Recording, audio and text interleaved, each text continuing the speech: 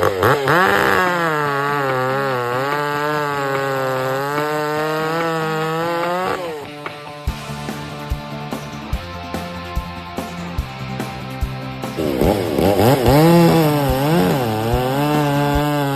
what is going on today, guys? So today we are cutting some more 1x12 pines.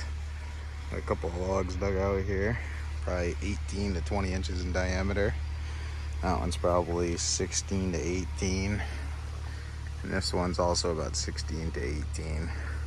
Let's get started.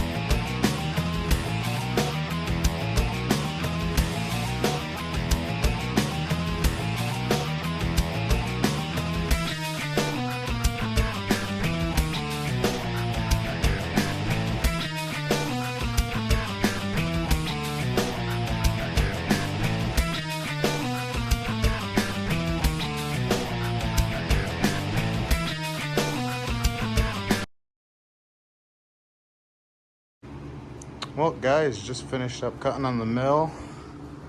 I gotta edge this stuff at some point. And this is what we've got cut today.